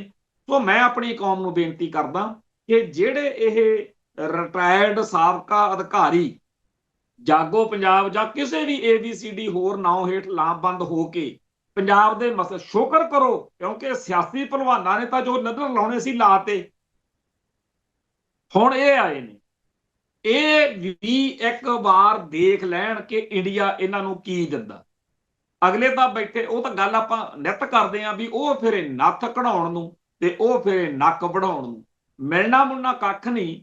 ਪਰ ਇਹ ਜਿਹੜੇ ਮੁੱਦੇ ਆ, ਇਹ ਮਸਲੇ ਆ, ਇਹਨਾਂ ਨੂੰ ਇੱਕ ਤਰੀਕੇ ਨਾਲ ਇਹਨਾਂ ਨੇ ਲਿਸਟਿੰਗ ਕੀਤਾ ਕਿ ਕੀ ਨੇ, ਕਿਵੇਂ ਪੰਜਾਬ ਦਾ ਪਾਣੀ ਲੁੱਟਿਆ ਜਾ ਰਿਹਾ, ਕਿਵੇਂ ਪੰਜਾਬ ਦੀ ਜਿਹੜੀ ਜ਼ਮੀਨ ਆ ਉਹ ਖੋਹੀ ਜਾ ਰਹੀ ਆ, ਚੰਡੀਗੜ੍ਹ ਕਿਵੇਂ ਖੋਇਆ ਜਾ ਰਿਹਾ, ਕਿਵੇਂ ਪੰਜਾਬ ਦੇ ਖਣਜ ਜਿਹੜੇ ਮਿਨਰਲਸ ਨੇ, ਕਿਵੇਂ ਪੰਜਾਬ ਨੂੰ ਹਿੰਦੂ ਕਰਨ, ਇਹ ਸਾਰੀਆਂ ਗੱਲਾਂ ਦੇ ਉੱਤੇ ਜੋ ਚਰਚਾ ਛਿੜੀ ਆ, ਇਹਨੂੰ ਵੈਲਕਮ ਕਰਦੇ ਆ। ਸ਼ੁਕਰ ਆ ਜਿਨ੍ਹਾਂ ਨੇ ਅੱਜ ਤੱਕ ਹਮੇਸ਼ਾ ਖਾਲਿਸਤਾਨ ਖਾੜਕੂਵਾਦ ਕਹਿ ਕੇ ਸਾਨੂੰ ਰੱਦ ਕੀਤਾ, ਉਹ ਇਸ ਪਾਸੇ ਨੂੰ ਤੁਰਨ ਲੱਗੇ ਆ। ਖੈਰ, ਯੂਨੀਵਰਸਿਟੀ ਵਾਲੇ ਮਸਲੇ ਨੇ ਮਾਮਲਾ ਹੋਰ ਜ਼ਿਆਦਾ ਤਿੱਖਾ ਕਰ ਹੀ ਦੇਣਾ, ਕਿਉਂਕਿ ਦਿੱਲੀ ਵਾਲਿਆਂ ਨੇ ਛੱਡਣਾ ਨਹੀਂ। ਆ ਤਾਂ ਚੰਡੀਗੜ੍ਹ ਵਾਲਾ ਮਸਲਾ ਜਿਹੜਾ ਆਪਾਂ ਪਹਿਲੋਂ ਨਿਬੇੜ ਚੁੱਕੇ ਹਾਂ ਗੱਲ ਨੂੰ, ਕਿ ਉਹਨਾਂ ਨੂੰ ਜਿਹੜਾ ਹੈ ਆ ਕੁਝ ਹੋਰ ਕਾਰਨਾਂ ਕਰਕੇ 2 ਕਦਮ ਪਿੱਛੇ ਕਰਨੇ ਪੈ ਗਏ, ਪਰ ਉਹ ਫਿਰ ਬੜਾ ਜਲਦੀ ਹਮਲਾ ਬੋਲਣਗੇ। ਤੁਹਾਡੇ ਸਾਹਮਣੇ ਆ ਕਿ ਅੱਜ ਪੂਰੇ ਸਮਾਜ ਵਿੱਚ ਚਰਚਾ ਛਿੜੀ ਹੋਈ ਆ। ਅਮਨ ਅਰੋੜਾ ਆਮ ਆਦਮੀ ਪਾਰਟੀ ਦਾ ਆਗੂ ਖੁਦ ਕਹਿੰਦਾ ਫਿਰਦਾ ਕਿ ਅਸੀਂ ਤਾਂ ਜੀ ਸਾਰਿਆਂ ਨੂੰ ਸੱਦੇ ਦਿੱਤੇ ਸੀ, ਪਰ ਸਾਰੇ ਭਾਰਤ ਦੇ ਵੱਡੇ ਆਗੂਆਂ ਨੇ ਏਕਾ ਕਰ ਲਿਆ ਕਿ ਪੰਜਾਬ ਨਹੀਂ ਜਾਣਾ। ਦੂਜੇ ਪਾਸੇ ਆਮ ਆਦਮੀ ਪਾਰਟੀ ਦੇ ਮੁੱਖ ਮੰਤਰੀ ਭਗਵੰਤ ਮਾਨ ਨੇ ਜੋ ਗੱਲਾਂ ਕੀਤੀਆਂ ਨੇ ਕਿ ਅਸੀਂ ਤਾਂ ਜੀ ਪੰਜਾਬ 'ਚ ਬਲਡੋਜ਼ਰ ਫੇਰ ਦਿਆਂਗੇ, ਅਸੀਂ ਤਾਂ ਜੀ ਫਿਰ ਜਿਹੜੇ ਗੈਂਗਸਟਰ ਨੇ ਉਹਨਾਂ ਨੂੰ ਗੋਲੀਆਂ, ਇਹ ਸਾਰੀ ਉਹੀ ਬੋਲੀ ਜਿਹੜੀ ਡਿਕਟੇਟਰਸ਼ਿਪ ਵਾਲੀ ਹੁੰਦੀ ਆ, ਜਿਹੜੀ ਪੰਜਾਬ ਦਾ ਮਾਹੌਲ ਖਰਾਬ ਕਰਨ ਵਾਲੀ ਬੋਲੀ ਆ। ਇਹ ਸਾਰੇ ਕਾਸੇ ਦੇ ਨਾਲ ਜਿਸ ਤਰੀਕੇ ਨਾਲ ਉਹ ਦਿੱਲੀ ਨੂੰ ਜਾਂ ਕੇਂਦਰ ਦੀ ਸਰਕਾਰ ਨੂੰ ਜਾਂ ਮੋਦੀ ਤੰਤਰ ਨੂੰ ਵਿਗਾੜਨ ਤੁਰੇ ਆ, ਇਹ ਸਾਫ਼ ਦਿਖ ਰਿਹਾ ਕਿ ਅਗਲਾ ਜਿਹੜਾ ਦੌਰ ਆ ਰਿਹਾ ਅਗਲੇ 5-10 ਮਹੀਨੇ ਵੋਟਾਂ ਤੱਕ, ਕਾਫੀ ਜ਼ਿਆਦਾ ਗਰਮਾ ਗਰਮੀ ਜਿਹੜੀ ਹੋਏਗੀ। ਇਸ ਗੱਲ ਨੂੰ ਸਾਨੂੰ ਆਪਦੇ ਤਰੀਕੇ ਨਾਲ ਵਿਚਾਰਨ ਦੀ ਲੋੜ ਹੈ ਕਿ ਪੰਜਾਬ ਅਤੇ ਪੰਥ ਦੇ ਮੁੱਦੇ ਸੈਂਟਰ ਵਿੱਚ ਆਉਣੇ ਚਾਹੀਦੇ ਆ, ਤੇ ਇਹ ਗੱਲ ਆਟੋਮੈਟਿਕ ਇੱਕ ਦਿਨ ਇਹ ਸਾਰੇ ਲੋਕ ਮੰਨਣ ਲਈ ਮਜਬੂਰ ਹੋਣਗੇ ਕਿ ਧੰਨ ਸੀ ਉਹ ਲੋਕ ਜਿਨ੍ਹਾਂ ਨੇ ਅੱਜ ਤੋਂ 40 ਸਾਲ ਪਹਿਲਾਂ ਸਮਝ ਲਿਆ ਸੀ ਕਿ ਖਾਲਿਸਤਾਨ ਬਗੈਰ ਗੁਜ਼ਾਰਾ ਨਹੀਂ, ਤੇ ਅਸੀਂ ਅੱਜ ਇਹ ਸਮਝੇ ਆ। ਸ਼ੁਕਰ ਕਰਦੇ ਆ ਇਸ ਪਾਸੇ ਨੂੰ ਗੱਲ ਤੁਰੀ ਆ। ਤੇ ਝੂਠੇ ਮੁਕਾਬਲਿਆਂ ਦੇ ਬਾਰੇ ਜਿਹੜੇ ਪਿਛਲੇ 5-7 ਸਾਲਾਂ ਦੇ ਵਿੱਚ ਖਾਸ ਤੌਰ ਤੇ ਆਮ ਆਦਮੀ ਪਾਰਟੀ ਦੇ ਪੀਰੀਅਡ ਵਿੱਚ ਝੂਠੇ ਮੁਕਾਬਲੇ ਹੋਏ ਨੇ, ਉਹਨਾਂ ਬਾਰੇ ਸਿਸਟਮ ਨੇ ਘੇਰਾਬੰਦੀ ਕਰਨੀ ਸ਼ੁਰੂ ਕਰ ਦਿੱਤੀ ਆ। ਲੱਗਦਾ ਇਹ ਆ ਕਿ ਆਉਣ ਵਾਲੇ ਦਿਨਾਂ ਦੇ ਵਿੱਚ ਪੰਜਾਬ ਸਰਕਾਰ ਨੂੰ ਇਸ ਫਰੰਟ ਦੇ ਉੱਤੇ ਵੀ ਕੇਂਦਰ ਵੱਲੋਂ ਘੇਰਾਬੰਦੀ ਹੋਏਗੀ। ਜਿਹੜੀ ਤਰਨਤਾਰਨ ਇਲੈਕਸ਼ਨ ਦੇ ਦਿਨਾਂ ਦੇ ਵਿੱਚ ਇੱਥੇ ਪਰਚੇ ਦਰਜ ਕਰਾਉਣ ਤੇ ਹੋਰ ਗੱਲਾਂ ਦਾ ਮਸਲਾ ਚੱਲਿਆ ਸੀ, ਉਹਦੇ ਬਾਰੇ ਵੀ ਕੇਂਦਰ ਨੇ ਪੰਜਾਬ ਸਰਕਾਰ ਨੂੰ, DGP ਨੂੰ ਜਿਸ ਤਰੀਕੇ ਨਾਲ ਖਿੱਚਿਆ ਤੇ ਜਿਸ ਤਰੀਕੇ ਨਾਲ ਤਰਨਤਾਰਨ ਇਲਾਕੇ ਦੇ ਪੁਲਿਸ ਅਧਿਕਾਰੀਆਂ ਨੂੰ ਜਿਹੜਾ ਹੈਗਾ ਝਟਕਾ ਕੀਤਾ ਜਾ ਰਿਹਾ, ਸਾਫ਼ ਦਿਖ ਰਿਹਾ ਹੈਗਾ ਕਿ ਆਮ ਆਦਮੀ ਪਾਰਟੀ ਦੀ ਸਰਕਾਰ ਜਿਹੜੀ ਆ ਆਉਣ ਵਾਲੇ ਦਿਨਾਂ ਦੇ ਵਿੱਚ ਕਾਫੀ ਜਿਹੜੀ ਆ ਕੇਂਦਰ ਦੇ ਨਿਸ਼ਾਨੇ ਤੇ ਹੋਏਗੀ। ਇੱਕ ਹੋਰ ਗੱਲ ਜਿਹੜੀ ਆ ਉਹ ਵੱਖਰੀ ਇਹ ਤੋਂ ਮੈਂ ਕਰਨੀ ਚਾਹੁੰਦਾ, ਉਹ ਇਹ ਹੈਗਾ ਕਿ ਇੱਕ ਡਾਕਟਰ ਕੁਲਵੰਤ ਸਿੰਘ ਧਾਲੀਵਾਲ ਆ, ਜਿਹੜਾ ਤੁਸੀਂ ਅਕਸਰ ਸੋਸ਼ਲ ਮੀਡੀਆ ਤੇ ਕਾਫੀ ਬੋਲਦਾ ਦੇਖਿਆ ਹੋਣਾ। ਮੈਂ ਦੇਖਿਆ ਕਿ ਜਦੋਂ ਵੀ ਇਹ ਸ਼ਖਸ ਬੋਲਦਾ ਸਭ ਤੋਂ ਪਹਿਲਾਂ ਸਾਡੇ ਧਰਮ ਨੂੰ, ਧਰਮ ਦੇ ਅਦਾਰਿਆਂ ਨੂੰ ਟਾਰਗੇਟ ਕਰਦਾ। ਉਹਦਾ ਇੱਕ ਨਕਾਤੀ ਪ੍ਰੋਗਰਾਮ ਆ ਕਿ ਬਾਕੀ ਸਾਰੇ ਕਾਰਜ ਗੁਰੂ ਘਰਾਂ ਦੇ, ਸਿੱਖ ਜਗਤ ਦੇ ਬੰਦ ਕਰ ਦੋ, ਸਾਰੇ ਪੈਸੇ ਕੈਂਸਰ ਵਾਲੇ ਪ੍ਰੋਜੈਕਟ ਤੇ ਲਾ ਦੋ। ਗੱਲ ਤਾਂ ਸੁਣਨ ਨੂੰ ਬੜੀ ਵਧੀਆ ਲੱਗਦੀ ਹੈ ਜਦੋਂ ਉਹ ਕਹਿੰਦਾ ਕਿ ਇੱਕ ਪਿੰਡ 'ਚ 4-4 5-5 ਗੁਰਦਾਰੇ ਆ, ਪਰ ਤੁਹਾਡੇ ਕੋਲ ਕੋਈ ਹਸਪਤਾਲ ਨਹੀਂ, ਜੇ ਨਹੀਂ ਵੋ ਨਹੀਂ। ਇਹ ਗੱਲਾਂ ਸੁਣ ਕੇ ਇੱਕ ਵਾਰੀ ਮਨ ਨੂੰ ਬੜਾ ਲੱਗਦਾ ਕਿ ਇਹ ਗੱਲਾਂ ਬੜੀਆਂ ਚੰਗੀਆਂ ਨੇ, ਸਹੀ ਨੇ, ਪਰ ਸੱਚਾਈ ਕੁਝ ਹੋਰ ਦਿਖ ਰਹੀ ਹੈ। ਅੱਜ ਉਹਦੀਆਂ ਇਹ ਗੱਲਾਂ ਜਿਹੜੀਆਂ ਨੇ ਜਦੋਂ ਆਪਾਂ ਤੋਲਦੇ ਆ ਤਾਂ ਸਾਫ਼ ਦਿਖਦਾ ਕਿ ਉਹਦੇ ਦਿਲ ਦਿਮਾਗ ਵਿੱਚ ਇੱਕੋ ਗੱਲ ਆ ਕਿ ਗੁਰਦੁਆਰਿਆਂ ਦੇ ਖਿਲਾਫ ਸਿੱਖ ਚੇਤਨਾ ਦੇ ਬੱਚਿਆਂ ਦੇ ਮਨਾਂ 'ਚ ਨਫ਼ਰਤ ਭਰਨੀ ਹੈ। ਹੁਣ ਕੈਂਸਰ ਜਾਂ ਹੋਰਨਾਂ ਚੀਜ਼ਾਂ ਦੇ ਇਲਾਜ ਲਈ ਸਰਕਾਰਾਂ ਨੇ ਜਿਨ੍ਹਾਂ ਮੁਲਕਾਂ ਦੇ ਵਿੱਚ, ਜਿਹੜਾ ਕੈਨੇਡਾ, ਅਮਰੀਕਾ ਜਾਂ ਹੋਰਨਾਂ ਮੁਲਕਾਂ ਤੋਂ ਡਾਕਟਰ ਕੁਲਵੰਤ ਸਿੰਘ ਧਾਲੀਵਾਲ ਇੱਥੇ ਪੰਜਾਬ 'ਚ ਆ ਕੇ ਸਾਡੇ ਵਰਗਿਆਂ ਨੂੰ ਜਲੀਲ ਕਰਦੇ ਹੈ, ਉੱਥੇ ਕੀ ਗੁਰਦੁਆਰੇ ਜਾਂ ਚਰਚ, ਚਲੋ ਉਹ ਗੋਰਿਆਂ ਦੇ ਰਾਜ ਨੇ, ਉੱਥੇ ਕ੍ਰਿਸਚੀਅਨਟੀ ਹੈ, ਕੀ ਚਰਚ ਉਹਨਾਂ ਹਸਪਤਾਲਾਂ ਦਾ ਇੰਤਜ਼ਾਮ ਕਰਦਾ ਹੈ? ਭਾਰਤ ਵਿੱਚ ਹਜ਼ਾਰਾਂ ਮੰਦਰ ਨੇ ਜਿਨ੍ਹਾਂ ਕੋਲੇ ਅਰਬਾਂ ਖਰਬਾਂ ਸੋਨਾ ਚਾਂਦੀ ਦੇ ਢੇਰ ਪਏ ਨੇ। ਕਿੰਨੇ ਕੁ ਮੰਦਰਾਂ ਚੋਂ ਪੈਸੇ ਨਿਕਲਦੇ ਆ ਜੀ ਉੱਥੇ ਲੋਕਾਂ ਨੂੰ ਸਹੂਲਤਾਂ ਦੇਣ ਲਈ? ਕੋਈ ਵੀ ਧਰਮ, ਕੋਈ ਵੀ ਹੋਰ ਧਰਮ ਦੇ ਪੈਸੇ ਜਾਂ ਉਹਨਾਂ ਦਾ ਇਸ ਤਰ੍ਹਾਂ ਨਹੀਂ ਹੈ। ਸਿੱਖ ਬੇਅੰਤ ਹਸਪਤਾਲ ਬਣਾਉਂਦੇ ਆ, ਗੁਰੂ ਦੀ ਗੋਲਕ ਨਾਲ ਚਲਾਉਂਦੇ ਆ। ਸਿੱਖ ਬੇਤਹਾਸ਼ਾ ਹੋਰ ਜਿਹੜੇ ਸਕੂਲ, ਕਾਲਜ, ਮਤਲਬ ਵਿਦਿਅਕ ਅਦਾਰੇ, ਸਿਹਤ ਅਦਾਰੇ, ਇੱਥੋਂ ਤੱਕ ਸੜਕਾਂ ਤੇ ਪੁਲ ਬਹੁਤ ਸਾਰੇ ਸਾਡੇ ਬਾਬੇ ਜਾਂ ਹੋਰ ਜਿਹੜੀਆਂ ਸਾਡੀਆਂ ਸੰਸਥਾਵਾਂ ਨੇ ਉਹ ਬਣਾ ਰਹੇ ਨੇ। ਸਰਕਾਰ ਤਾਂ ਮੈਦਾਨ ਛੱਡ ਕੇ ਪਾਸੇ ਹੋ ਚੁੱਕੀ ਹੈ ਤੇ ਫਿਰ ਵੀ ਸਾਡੀ ਕੌਮ ਕਰਦੀ ਆ। ਇਹਦੇ ਬਾਵਜੂਦ ਐਵੇਂ ਗਾਲਾਂ ਕੱਢੀ ਜਾਣੀਆਂ, ਐਵੇਂ ਜਲੀਲ ਕਰੀ ਜਾਣਾ ਕਿ ਜੀ ਸਿੱਖ ਤਾਂ ਗੁਰਦੁਆਰੇ ਬਣਾਈ ਜਾਂਦੇ ਆ। ਭਾਈ ਠੇਕੇ ਵੱਧ ਗਏ ਜਾਂ ਕੋਈ ਹੋਰ ਮਾੜੀ ਗੱਲ ਸਿੱਖਾਂ ਨੇ ਵਧਾਤੀ ਹੋਵੇ, ਤੈਨੂੰ ਤਕਲੀਫ ਹੋਵੇ। ਜੇ ਗੁਰਦੁਆਰੇ ਵੱਧ ਰਹੇ ਨੇ ਤਾਂ ਕਾਹਦੀ ਤਕਲੀਫ ਜੀ? ਨਾਲ ਦੀ ਨਾਲ ਇਹ ਵੀ ਗੱਲ ਕਿ ਗੁਰਦੁਆਰਿਆਂ ਦੇ ਨਾਲ ਨਾਲ ਵਾਕਿਆ ਹੀ ਸਿੱਖਾਂ ਨੇ ਹਸਪਤਾਲ ਬਥੇਰੇ ਬਣਾਏ ਹੋਏ ਨੇ, ਜਿੰਨੇ ਜੋਗੇ ਹੈਗੇ ਵਿਚਾਰੇ ਕਰੀ ਜਾਂਦੇ ਨੇ। ਇਹ ਸਾਰੀ ਗੱਲ ਇੱਕ ਬਿਲਕੁਲ ਹੀ ਗਲਤ ਗੱਲ ਆ। ਅੱਜ ਜਿਹੜਾ ਕੁਝ ਉਹਨੇ ਕੀਤਾ ਉਹਦਾ ਨਤੀਜਾ ਇਹ ਨਿਕਲਿਆ ਹੈ ਕਿ ਬਹੁਤ ਸਾਰਾ ਉਹਦੇ ਖਿਲਾਫ ਲੋਕਾਂ ਦੇ ਵਿੱਚ ਗੁੱਸਾ ਵਧਿਆ। ਖਾਸ ਤੌਰ ਦੇ ਉੱਤੇ ਜਿਸ ਸੱਜਣ ਨੇ ਉਹਦੀ ਪਹਿਲੀ ਵਾਰ ਇੰਟਰਵਿਊ ਕੀਤੀ ਸੀ, ਉਹਨੇ ਵੀ ਇਸ ਗੱਲ ਦੇ ਉੱਤੇ ਇਤਰਾਜ਼ ਕੀਤਾ ਕਿ ਮੈਨੂੰ ਸ਼ਰਮ ਆਉਂਦੀ ਆ ਬਈ ਮੈਂ ਇਹਦੀ ਸਭ ਤੋਂ ਪਹਿਲੀ ਇੰਟਰਵਿਊ ਕੀਤੀ ਸੀ। ਇੱਕ ਡੂਮੇਵਾਲ ਪਿੰਡ ਦੇ ਵਿੱਚ ਕਾਰ ਸੇਵਾ ਵਾਲੇ ਬਾਬਿਆਂ ਦਾ ਹਸਪਤਾਲ ਆ, ਜਿਹੜਾ ਸੰਗਤ ਦੀ ਅਗਰਾਈ ਨਾਲ ਬਣਿਆ, ਜਿਹੜਾ ਇਸ ਕੁਲਵੰਤ ਡਾਕਟਰ ਦੇ ਪੇਟੇ ਪਿਆ। ਹੋਰ ਵੀ ਬਹੁਤ ਸਾਰੇ ਇਹੋ ਜਿਹੇ ਹਸਪਤਾਲ ਜਾਂ ਕੈਂਪ ਵਗੈਰਾ ਲੱਗੇ, ਪਰ ਇਹਨੇ ਸਿੱਖਾਂ ਨੂੰ ਥੈਂਕਸ ਜਾਂ ਧੰਨਵਾਦ ਨਹੀਂ ਕੀਤਾ ਅੱਜ ਤੱਕ। ਜੇ ਤੇਰੇ ਦੀ ਲੈ ਤੇਰੇ ਦੀ ਸਿੱਖਾਂ ਨੂੰ ਗਾਲਾਂ ਕੱਢੀ ਜਾ ਰਿਹਾ, ਜਲੀਲ ਕਰੀ ਜਾ ਰਿਹਾ। ਸੋ ਮੈਨੂੰ ਲੱਗਦਾ ਕਿ ਅੱਜ ਉਹ ਵੇਲਾ ਆ ਗਿਆ ਜਿਹੜੇ ਜਿਹੜੇ ਲੋਕਾਂ ਨੇ ਇਹ ਸਮਝ ਕੇ ਕਿ ਇਹ ਵੀ ਇੱਕ ਵਿਸ਼ਾ, ਵਾਕਿਆ ਹੀ ਸਾਨੂੰ ਕੈਂਸਰ ਵੱਲ ਧਿਆਨ ਦੇਣਾ ਚਾਹੀਦਾ। ਜਿਨ੍ਹਾਂ ਨੇ ਇਹਦਾ ਸਾਥ ਦਿੱਤਾ ਮਾਇਆ ਵੱਲੋਂ ਜਾਂ ਕਿਸੇ ਵੀ ਤਰੀਕੇ ਨਾਲ, ਹੁਣ ਉਹਨਾਂ ਨੂੰ ਸ਼ਰਮ ਆਊਗੀ ਤੇ ਉਹ ਕਹਿਣਗੇ ਕਿ ਭਰਾਵਾ ਜੇ ਤੂੰ ਸਾਡੇ ਧਰਮ ਨੂੰ ਹੀ ਟਾਰਗੇਟ ਕਰੀ ਜਾਣਾ ਤੇ ਸਾਡੇ ਹੱਥ ਖੜੇ ਆ। ਅਸੀਂ ਬਿਲਕੁਲ ਚਾਹੁੰਦੇ ਆ ਕਿ ਜਿੰਨੇ ਜੋਗੇ ਹੋਈਏ ਅਸੀਂ ਹਰ ਗੁਰੂ ਘਰ ਲੰਗਰ, ਕਿਤੇ ਕੋਈ ਵਿਪਤਾ ਪੈ ਜੇ, ਕੋਈ ਹੋਰ ਮੰਦਰ ਮਸੀਤ ਜਾਂ ਕੋਈ ਚਰਚ ਨਾ ਖੜੇ, ਹੋਰ ਕੋਈ ਧਰਮ ਕੌਮ ਸਰਕਾਰ ਨਾ ਖੜੇ, ਸਿੱਖ ਪੂਰਾ ਡਟਦੇ ਆ। ਪਰ ਡਾਕਟਰ ਕੁਲਵੰਤ ਸਿੰਘ ਨੂੰ ਕੁਝ ਦਿਖਦਾ ਹੀ ਨਹੀਂ। ਨਿਤ ਨਵਾਂ ਕੋਈ ਸ਼ੋਸ਼ਾ ਛੱਡ ਕੇ ਸਾਡੀ ਕੌਮ ਨੂੰ ਜਲੀਲ ਕਰਦਾ, ਜਿਹਦੇ ਨਾਲ ਸਾਡੇ ਬਹੁਤ ਸਾਰੇ ਜਿਹੜੀ ਨਵੀਂ ਉਮਰ ਦੇ ਬੱਚੇ ਆ ਉਹਨਾਂ ਨੂੰ ਲੱਗਦਾ ਕਿ ਸਿੱਖ ਤਾਂ ਉਹੀ ਉੱਲੂ ਨੇ, ਗੁਰਦੁਆਰੇ ਹੀ ਬਣਾਈ ਜਾਂਦੇ ਆ, ਪਤਾ ਹੀ ਨਹੀਂ ਕਿਸੇ ਗੱਲ ਦਾ। ਜਦੋਂ ਕਿ ਸਾਨੂੰ ਸਾਰੇ ਕਾਸੇ ਦੀ ਲੋੜ ਆ, ਪਰ ਇਉਂ ਕਰਨਾ, ਇਹ ਤਰੀਕਾ ਬਿਲਕੁਲ ਬੇਜਾਬਤਾ, ਬੇਲਗਾਮ ਹੋ ਕੇ ਬੋਲਣਾ, ਇਹ ਬਿਲਕੁਲ ਗਲਤ ਹੈ। ਤੋ ਇੱਥੇ ਮਨਦੀਪ ਖੁਰਮੀ ਹਿੰਮਤਪੁਰੇ ਵਾਲਾ, ਉਹਨਾਂ ਨੇ ਤਾਂ ਬਕਾਇਦਾ ਲਿਖ ਕੇ ਕਿ ਮੈਂ ਬੇਹੱਦ ਸ਼ਰਮਿੰਦਾ ਵਾਂ ਕਿ ਇਹ ਲਗਾਤਾਰ ਤਾਨੇ ਮਿਹਣੇ ਅੱਖਰ ਛੋਟਾ ਲੱਗਦਾ, ਉਹ ਤਾਂ ਲਾਹਨਤਾਂ ਪਾਉਂਦਾ ਸਿੱਖਾਂ ਨੂੰ ਕਿ ਤੁਸੀਂ ਗੁਰਦੁਆਰੇ ਕਿਉਂ ਬਣਾਉਂਦੇ। ਦੱਸੋ, ਗੁਰਦੁਆਰਾ ਬਣਾਉਣਾ ਤਾਂ ਸਿੱਖਾਂ ਨੇ, ਹੋਰ ਕੀ ਕਰਨਾ? ਸਿੱਖ ਤਾਂ ਜਿੱਥੇ ਵੀ ਜਾਂਦੇ ਆ ਸਭ ਤੋਂ ਪਹਿਲਾਂ ਕਹਿੰਦੇ ਆ ਵੀ ਸਾਡਾ ਆਪਦਾ ਘਰ ਚਾਹੇ ਲੇਟ ਬਣ ਜੇ, ਪਰ ਜੇ ਜਿਸ ਮੁਲਕ 'ਚ ਜਿਸ ਧਰਤੀ ਤੇ ਆਏ ਆ ਤਾਂ ਸਭ ਤੋਂ ਪਹਿਲਾਂ ਜਿਹੜਾ ਗੁਰਦੁਆਰਾ ਉਹ ਬਣਾਇਆ ਜਾਵੇ। ਖੈਰ, ਇਸ ਸੱਜਣ ਨੇ ਬਹੁਤ ਦਿਲ ਦੁਖੀ ਕੀਤਾ ਤੇ ਅਸੀਂ ਆਪਣੇ ਇਸ ਪ੍ਰੋਗਰਾਮ ਰਾਹੀਂ ਇਸ ਸੱਜਣ ਨੂੰ ਸੁਨੇਹਾ ਦਿੰਨੇ ਆ, ਇਹਦੇ ਹਮਾਇਤੀਆਂ ਨੂੰ ਸੁਨੇਹਾ ਦਿੰਨੇ ਆ ਕਿ ਭਾਈ ਤੁਹਾਡੇ ਪ੍ਰੋਜੈਕਟ ਨੂੰ ਅਸੀਂ ਨਾ ਤਾਂ ਚੈਲੰਜ ਕਰਦੇ ਆ ਨਾ ਗਲਤ ਕਹਿੰਦੇ ਆ, ਪਰ ਸਾਡੇ ਧਰਮ ਨੂੰ, ਸਾਡੇ ਧਰਮ ਦੇ ਅਦਾਰਿਆਂ ਨੂੰ, ਸਾਡੇ ਵਿਸ਼ਵਾਸਾਂ ਨੂੰ, ਸਾਡੇ ਸਰੋਕਾਰਾਂ ਨੂੰ ਇਸ ਤਰੀਕੇ ਨਾਲ ਨਿਤ ਜਲੀਲ ਕਰਨ ਦਾ ਸਾਨੂੰ ਤੈਨੂੰ ਕੋਈ ਖੁੱਲ੍ਹ ਨਹੀਂ ਦਿੱਤੀ ਜਾ ਸਕਦੀ। ਐਵੇਂ ਕੱਲ ਕਲਾ ਨੂੰ ਕਿਤੇ ਸਵਾਦ ਖਰਾਬ ਹੋਵੇ ਬੋਲਦੇ ਕਰਦੇ ਤਾਂ, ਇਸ ਕਰਕੇ ਆਪਦੀ ਬੋਲੀ, ਆਪਦਾ ਸਟਾਈਲ ਸਹੀ ਕਰੋ, ਇਹ ਗੱਲ ਜ਼ਰੂਰੀ ਸੀ।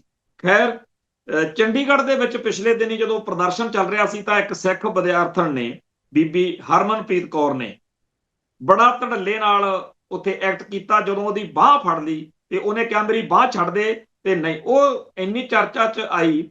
ਉਸ ਗੱਲ ਦੇ ਉੱਤੇ ਦੋ ਗੱਲਾਂ ਜ਼ਰੂਰੀ ਕਰਨੀਆਂ ਬਣਦੀਆਂ ਨੇ। ਕੱਲ ਇੱਕ ਪੁਲਿਸ ਮੁਲਾਜ਼ਮ ਨੇ ਵੀਡੀਓ ਪਾ ਕੇ ਉਸ ਬੀਬੀ ਨੂੰ ਇੱਕ ਤਰੀਕੇ ਨਾਲ ਖਾਮੋਸ਼, ਧਮਕੀ ਦਿੱਤੀ ਆ ਕਿ ਬੀਬੀ ਦੇਖੀ ਇਹ ਐ ਤੇ ਉਹ ਇਹ ਜੀ ਪੁੱਛਦੇ ਨਹੀਂ ਹੁੰਦੇ। ਇਹ ਗੱਲ ਤੁਹਾਨੂੰ ਚੇਤੇ ਹੋਣਾ ਜਦੋਂ ਕੁਲਵਿੰਦਰ ਕੌਰ ਨਾਂ ਦੀ ਇੱਕ ਬੀਬੀ ਨੇ ਚੰਡੀਗੜ੍ਹ ਦੇ ਵਿੱਚ ਕੰਗਣਾ ਰਣੌਤ ਦੀ ਸੇਵਾ ਕੀਤੀ ਸੀ, ਉਦੋਂ ਵੀ ਕਈਆਂ ਨੇ ਭਕਾਈ ਮਾਰੀ ਸੀ। ਇਹ ਇੱਕ ਮਹਿਕਮਾ ਪੂਰਾ ਪੈਦਾ ਹੋ ਚੁੱਕਿਆ, ਚਾਹੇ ਉਹ ਵਰਦੀ ਵਾਲੇ ਨੇ ਜਾਂ ਇੰਡੀਅਨ ਸਟੇਟ ਦੇ ਨਾਲ ਰਲ ਕੇ ਚੱਲਣ ਵਾਲੇ ਨੇ, ਜਿਹੜੇ ਹਰੇਕ ਮੌਕੇ ਇਹ ਪੀਪ ਨਹੀਂ ਵਜਾਉਂਦੇ ਨੇ ਕਿ ਜਿਹੜੇ ਪੰਥ ਤੇ ਪੰਜਾਬ ਲਈ ਕੋਈ ਜਜ਼ਬਾ ਰੱਖਦੇ ਸਿੱਖ ਨੇ ਉਹਨਾਂ ਨੂੰ ਕਹੀ ਜਾਣਾ, ਉਹ ਕੋਈ ਨਹੀਂ ਪੁੱਛਦਾ ਹੁੰਦਾ। ਜਿਵੇਂ ਭਾਈ ਮਨਦੀਪ ਸਿੰਘ ਵੇਰੇ ਵੀ ਉਦੋਂ ਕਹਿੰਦੇ ਸੀਗੇ ਜਦੋਂ ਉਹਨੇ ਇਹਨੂੰ ਠੋਕਿਆ, ਭਾਈ ਸੰਦੀਪ ਸਿੰਘ ਸਨੀ ਨੇ ਜਦੋਂ ਸੂਰੀ ਠੋਕਿਆ ਸੀ, ਕਿ ਬਾਅਦ ਚ ਕੋਈ ਪੁੱਛਦਾ ਨਹੀਂ ਹੁੰਦਾ। ਸੋ ਇਹ ਜਿਹੜੀ ਇੱਕ ਗੱਲ ਤੋਰੀ ਜਾ ਰਹੀ ਆ ਕਿ ਕੋਈ ਪੁੱਛਦਾ ਨਹੀਂ ਹੁੰਦਾ, ਇਹਦੇ ਉੱਤੇ ਹੁਣ ਉਹਨਾਂ ਨੂੰ ਹੋਰ ਵੀ ਜ਼ਿਆਦਾ ਔਖ ਹੋਈ ਆ, ਕਿਉਂਕਿ ਇੱਥੇ ਇੱਕ ਸਮਾਗਮ ਦੇ ਵਿੱਚ ਸ਼੍ਰੋਮਣੀ ਅਕਾਲੀ ਦਲ ਅੰਮ੍ਰਿਤਸਰ ਦੀ ਸਟੇਜ ਤੋਂ ਉਹਨੂੰ ਸਨਮਾਨਿਤ ਕੀਤਾ ਗਿਆ ਤੇ ਉਹਨੂੰ ਮਾਈ ਭਾਗ ਕੌਰ ਦਾ ਜਿਹੜਾ ਹੈਗਾ ਸਤਿਕਾਰ ਦਿੱਤਾ ਗਿਆ। ਹੁਣ ਇਹਦੇ ਉੱਤੇ ਵੀ ਬੜੀ ਔਖ ਆ ਉਹਨਾਂ ਨੂੰ ਜੀ, ਵੀ ਐ ਕਾਹਤੋਂ। ਗੱਲ ਇਹ ਆ ਕਿ ਪਾਕਿਸਤਾਨ ਦੇ ਵਿੱਚ ਇੱਕ ਵਿਦਿਆਰਥਣ ਸੀ ਮਲਾਲਾ ਯੂਸਫਜ਼ਈ, ਉਹ 15 ਸਾਲ ਦੀ ਸੀ ਜਦੋਂ ਉੱਥੇ ਇੱਕ ਇਨਸੀਡੈਂਟ ਵਾਪਰੀ ਜਿਹਦੀ ਕਰਕੇ ਉਹ ਚਰਚਾ ਚ ਆਈ ਤੇ ਬਾਅਦ ਵਿੱਚ ਇੱਕ ਤਰੀਕੇ ਨਾਲ ਉਹਨੂੰ ਬਹੁਤ ਜ਼ਿਆਦਾ ਇੱਕ ਸਿੰਬਲ ਬਣਾ ਲਿਆ ਗਿਆ ਸਿਸਟਮ ਨੇ ਤੇ ਨੋਬਲ ਪੁਰਸਕਾਰ ਤੱਕ ਮਿਲਿਆ। ਤੇ ਜੇ ਉਹਨੂੰ ਕਹੀਏ ਵੀ ਇਹਦੀ ਕੀ ਦੇਣ ਆ, ਇਹ ਕੋਈ ਪੁੱਛਦਾ ਨਹੀਂ ਹੁੰਦਾ, ਇਹ ਤਾਂ ਕੋਈ ਗੱਲ ਨਾ ਬਣੀ। ਉਹਨੂੰ ਉਸ ਮੌਕੇ ਜਿਨ੍ਹਾਂ ਨੇ ਆਪਦਾ ਸਿੰਬਲ ਬਣਾਇਆ ਉਹਨਾਂ ਨੂੰ ਪੁੱਛੋ ਵੀ ਉਹ ਕੀ ਸੀ। ਐਵੇਂ ਹੀ ਸਾਡੀ ਕੌਮ ਨੂੰ ਲੋੜ ਆ ਜੁਰਤ ਤੇ ਜੁਗਤ ਵਾਲੇ ਬੱਚਿਆਂ ਦੀ। ਕਿਉਂ? ਕਿਉਂਕਿ ਇੰਡੀਅਨ ਸਟੇਟ ਸਿੱਖਾਂ ਦੇ ਵਿੱਚ ਦਹਿਸ਼ਤ ਪਾ ਦੇਣਾ ਚਾਹੁੰਦੀ ਆ ਕਿ ਸਿੱਖ ਬੱਚੇ ਘਰਾਂ ਚੋਂ ਨਿਕਲਣ ਨਾ, ਡਰ ਜਾਣ। ਪਰ ਆਹੀ ਤਾਂ ਹੈ ਕਿ ਯੂਨੀਵਰਸਿਟੀ ਦੇ ਵਿੱਚ ਪੱਗਾਂ ਪੋਚਮੀਆਂ ਵਾਲੇ ਨੌਜਵਾਨ ਉੱਥੇ ਜਿਹੜੇ ਨੇ ਉਹ ਮੈਦਾਨ 'ਚ ਡਟੇ ਹੋਏ ਨੇ ਤੇ ਸਾਡੀਆਂ ਬੱਚੀਆਂ ਸਾਡੇ ਆਲੇ ਦੁਆਲੇ ਵਿੱਚੋਂ ਘਰਾਂ ਚੋਂ ਨਿਕਲ ਕੇ ਜੇ ਸਾਡੀਆਂ ਧੀਆਂ ਭੈਣਾਂ ਫੇਰ ਉਵੇਂ ਜਿਵੇਂ ਉਹਨਾਂ ਵੇਲਿਆਂ 'ਚ ਜਦੋਂ ਮੇਰੇ ਵਰਗਿਆਂ ਨੂੰ ਪੁਲਿਸ ਚੱਕ ਲੈਂਦੀ ਸੀ ਤਾਂ ਥਾਣੇ ਨੂੰ ਬੀਬੀਆਂ ਘੇਰਾ ਪਾ ਲੈਂਦੀਆਂ ਸੀ, ਸੰਗਤਾਂ ਘੇਰਾ ਪਾ ਲੈਂਦੀਆਂ ਸੀ। ਸੋ ਇੱਕ ਪਾਸੇ ਇੰਡੀਅਨ ਸਟੇਟ ਆ ਜਿਹੜੀ ਸਿੱਖਾਂ ਦੇ ਅੰਦਰ ਦਹਿਸ਼ਤ ਪਾਉਣਾ ਚਾਹੁੰਦੀ ਆ, ਦੂਜੇ ਪਾਸੇ ਇਹ ਲੋਕ ਨੇ ਜਿਨ੍ਹਾਂ ਨੂੰ ਬਿਪਤਾ ਪੈ ਗਈ ਕਿ ਹਾਏ ਕਿਤੇ ਦਹਿਸ਼ਤ ਜਿਹੜੀ ਆ ਟੁੱਟ ਨਾ ਜਾਵੇ, ਕਿਉਂਕਿ ਜੀ ਹੁਣ ਸਿੱਖ ਬੱਚੀਆਂ ਸ਼ਰੇਆਮ ਪੁਲਿਸੀਆਂ ਨੂੰ ਕਹਿੰਦੀਆਂ ਨੇ। ਤੋ ਇਸ ਗੱਲ ਨੂੰ ਸਮਝਣ ਦੀ ਲੋੜ ਹੈ ਸਾਨੂੰ। ਉਸ ਦਲੇਰੀ, ਉਸ ਜਜ਼ਬੇ ਦਾ ਸਨਮਾਨ ਆ। ਠੀਕ ਆ ਕਿ ਅਸੀਂ ਆਪਣੇ ਬੱਚਿਆਂ ਨੂੰ, ਆਪਣੀਆਂ ਧੀਆਂ ਭੈਣਾਂ ਨੂੰ ਸੇਫ ਵੀ ਕਰਨਾ ਚਾਹਾਂਗੇ, ਪਰ ਇਹਦਾ ਮਤਲਬ ਇਹ ਨਹੀਂ ਕਿ ਹਰੇਕ ਨੂੰ ਖੁੱਲ੍ਹ ਦਿੱਤੀ ਜਾਵੇ ਕਿ ਜੋ ਤੂੰ ਮਰਜ਼ੀ ਸਾਡੇ ਬੱਚਿਆਂ ਬਾਰੇ ਜਾਂ ਧੀਆਂ ਭੈਣਾਂ ਬਾਰੇ ਕਹੀ ਜਾਵੇ।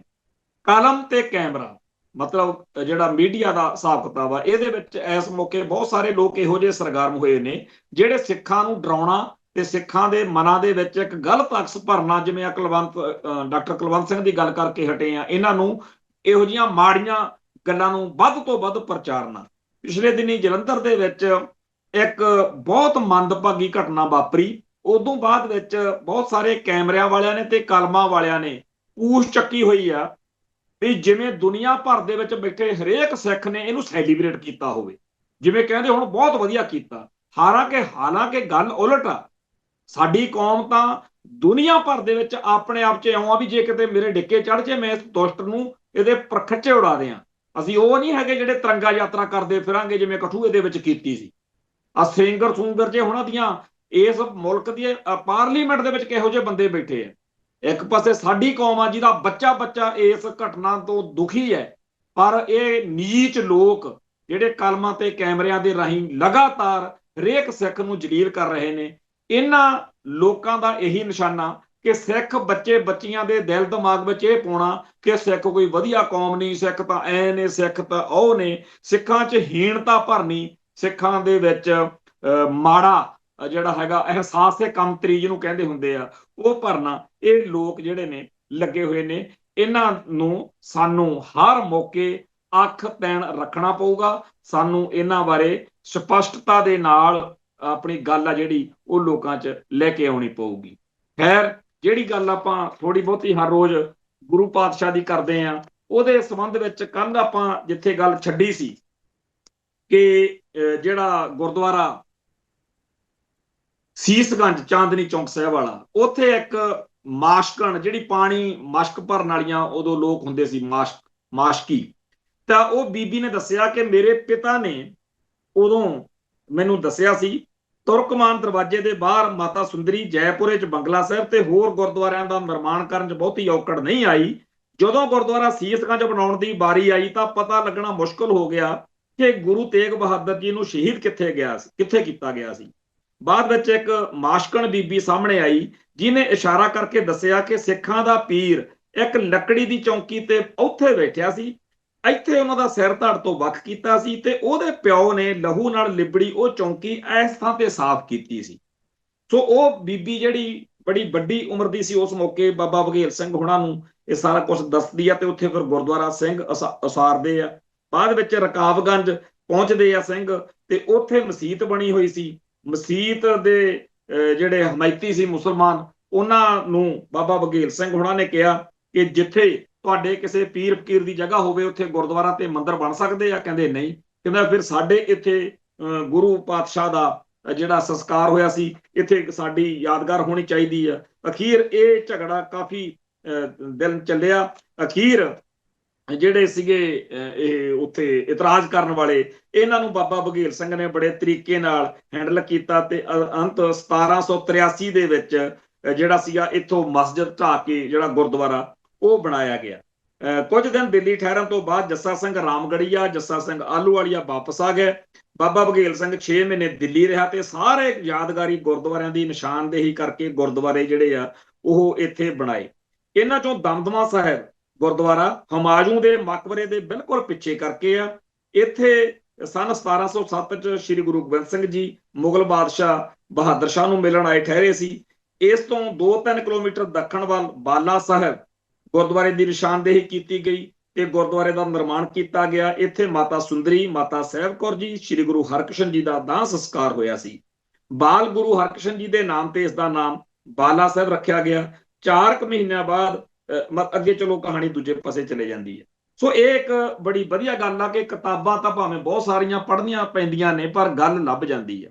ਬੜਾ ਚੰਗਾ ਲੱਗਿਆ ਕਿ ਸਾਡੇ ਇਤਿਹਾਸ ਦੇ ਵਿੱਚ ਜਿੱਥੇ ਇਤਿਹਾਸ ਸਿਰਜਿਆ ਗਿਆ ਬਾਅਦ ਵਿੱਚ ਬਾਬੇ ਬਘੇਲ ਸਿੰਘ ਹੁਣਾਂ ਨੇ ਉਹ ਸਾਰੀਆਂ ਯਾਦਗਾਰਾਂ ਉਸਾਰੀਆਂ, ਉੱਥੇ ਗੁਰਧਾਮ ਗੁਰਦੁਆਰੇ ਉਸਾਰੇ।